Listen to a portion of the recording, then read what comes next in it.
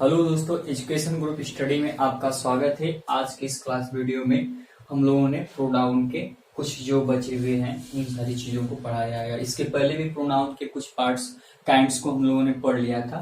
आज demonstrative pronoun के बारे में पढ़ेंगे। डिमॉन्स्ट्रेटिव प्रोनाउन क्या होता है? इसे संकेतवाचक सर्वनाम कहते हैं। संकेतवाचक सर्वनाम यानी ऐसा सर्वनाम जो किसी व्यक्ति वस्तु की तरफ इशारा या इंगित करने के लिए प्रयोग में लाया जाता है। जैसा कि इसका डिफिनेशन दिया हुआ है, this pronoun is used two point out the object और नाउन।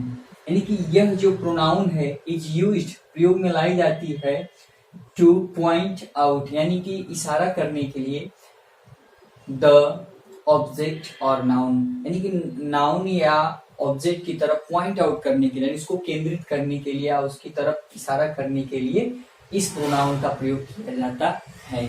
इस प्रोनाउन में कई तरह के वर्ड होते हैं, जिसमें 4 वर्ड्स हैं, दिस, दैट, दीज और दोज। दिस का मतलब यह, दिस का मतलब यह, दैट का मतलब वह। अर्थात ये जो दोनों वर्ड्स हैं सिंगुलर फॉर्म में प्रयोग में लाए जाते हैं, जबकि दीज और दोज इन्हीं के प्लूरल फॉर्म है। दीज का मतलब ये सब, चाहे ए, और दोज का मतलब वे, तो ये सब प्रयोग में लाए जाते हैं। जैसे कि इसके एग्जाम्पल्स हम लोग देख सकते हैं कि दिस या दैट, जैसे this is my book, this is my book यानी कि यह मेरी किताब है। यह क्या है? मेरी किताब है, यानी कि इसकी तरफ इशारा किया जा रहा है। चाहे दिस इज माई मार्कर, तो इसकी तरफ क्या किया जा रहा है? इशारा किया जा रहा है। और यह सिंगुलर फॉर्म को यानी दिस जो है सिंगुलर फॉर्म को प्रयोग में लाया जाता है। और दैट का भी सिंगुलर के लिए किया जाता है, लेकिन यह दूर की वस्तुओं के लिए प्रयोग में लाया जाता है। जबकि दिस का प्रयोग नजदीक के लिए और दिस का प्रयोग भी नजदीक के लिए, यानी ये प्लूरल में, यह सिंगुलर में। यह दूर की वस्तुओं को इशारा करने के लिए प्रयोग में लाया जाता है, और यह सिंगुलर और यह प्लूरल। जैसे मान लीजिए दोज है, दोज आर माई पेन्स, यानी कि वे मेरे कलमें हैं, चाहे वे मेरे बागीचे हैं, चाहे वे मेरे खेत हैं। तो इस तरह से दिस, दैट, दीज, दोज का प्रयोग किया जाता है।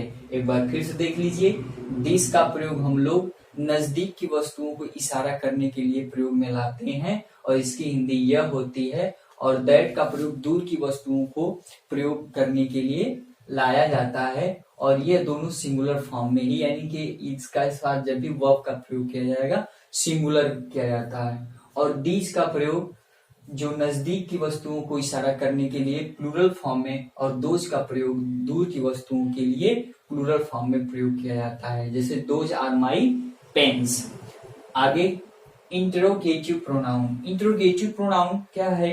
इंट्रोगेटिव प्रोनाउन वे वर्ड्स होते हैं जो कि इंट्रोगेटिव सेंटेंस में प्रयोग में लाए जाते हैं। जैसे कि इंट्रोगेटिव प्रोनाउन में यहाँ पे दिया हुआ है कि a pronoun which is used for asking question. Interrogative pronoun का जो मेन मोटो यह होता है कि वह क्वेश्चन पूछने के लिए ही प्रयोग में लाया जाता है। इसमें कई सारे वर्ड्स होते हैं, जैसे कि हु, हुम, हुज, व्हाट, विच।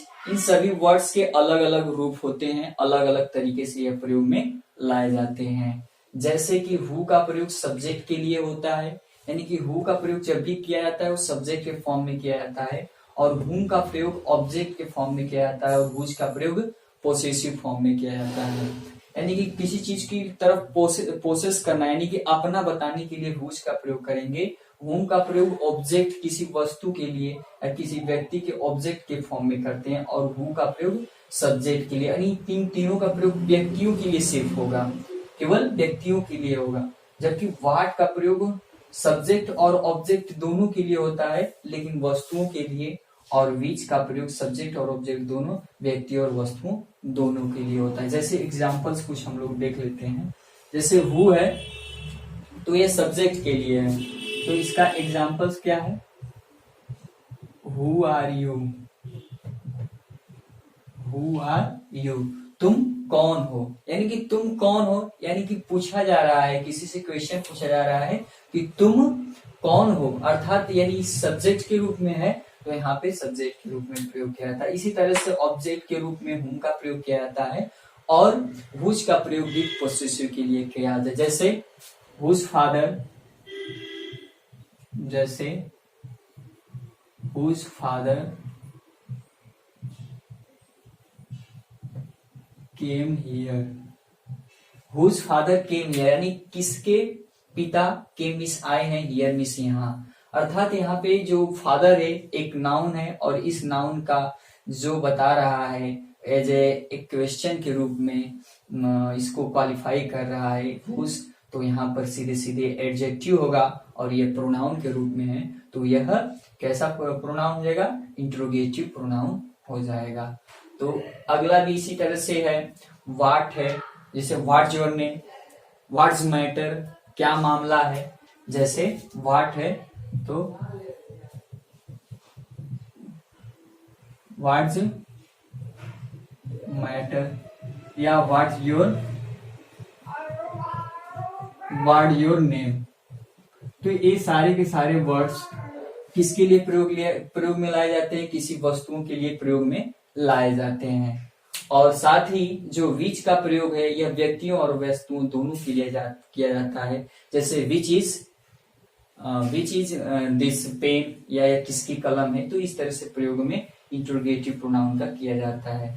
और वहीं पे ठीक रिलेटिव प्रोनाउन जो होते हैं वही इंट्रोगेटिव के जितने भी वर्ड्स होते हैं जब दो सेंटेंस को जोड़ने का कार्य करेंगे तो वहां पे ए रिलेटिव प्रोनाउन का नाम दिया जाता है। जैसे कि ए प्रोनाउन विच शोज, जो कि शोज करता है रिलेशन ऑफ ए नाउन, किसी नाउन के या किसी एक नाउन, किसी एक या मतलब अधिक नाउन के बीच में जो क्या बताए, रिलेशन को दर्शाए, रिलेशन को दर्शाता है तो ऐसा जो प्रोनाउन होगा वह रिलेटिव प्रोनाउन होगा। जैसे कि इसमें भी बहुत सारे वर्ड्स हैं, व्यक्तियों के लिए हु, हुम और हुज का प्रयोग किया जाता है, जैसे कि यहाँ पर बताया गया था कि उसमें भी उसी तरह से सेम प्रोसेस है। बस ये क्या होगा कि यहाँ पर जैसे यह दो सेंटेंस को जोड़ने का काम कर रहा है और व्यक्तियों के लिए, यहाँ पर भी देखिए दो सेंटेंस को जोड़ने का काम कर रहा है व्यक्तियों के लिए, एनिमल्स के लिए।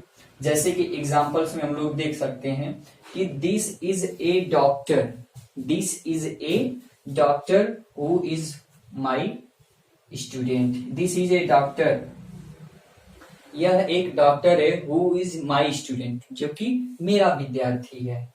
फिर उसके बाद जो कि व्यक्ति के लिए हो गया, और हुम और हुज देखिए यहाँ पर दिया हुआ है कि आई टीच द बॉय, मैंने बच्चे को पढ़ाया, हुम यू, जिसे तुम यू नो मिस जानते हो, वेरी वेल मिस बहुत अच्छी तरीके से जानते हो। उसी तरह से हुज का भी प्रयोग होगा, हुज का भी प्रयोग होगा कि whose father was a doctor या whose mother was a housewife, तो इस तरह से हुज का प्रयोग होता है। जबकि एनिमल और थिंग दोनों के लिए विच का प्रयोग होता है या दैट का प्रयोग होता है। जैसे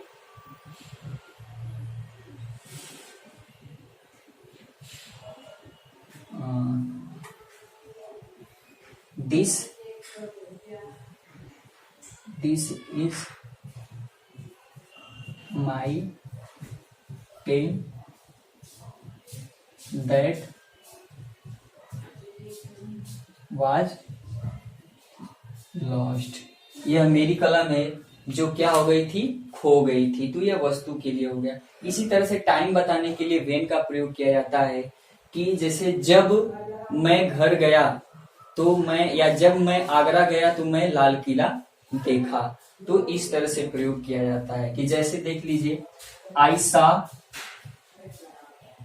सा आगरा, या फिर आई सा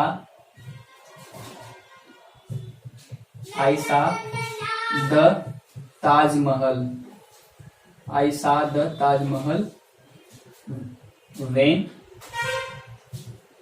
when I go there। इस तरह से समय बताने के लिए when का प्रयोग करते हैं और where का प्रयोग स्थान बताने के लिए करते हैं। यानी कि स्थान बताने के लिए प्रयोग इस तरह से किया जाता है कि आई सा, या मैं दिल्ली गया जहां मेरा एक घर है। तो यहाँ पर जब जहां है तो वहां पे वेयर का प्रयोग करते हैं। तो बस आज के वीडियो में इतना ही, मिलते हैं अगले वीडियो में।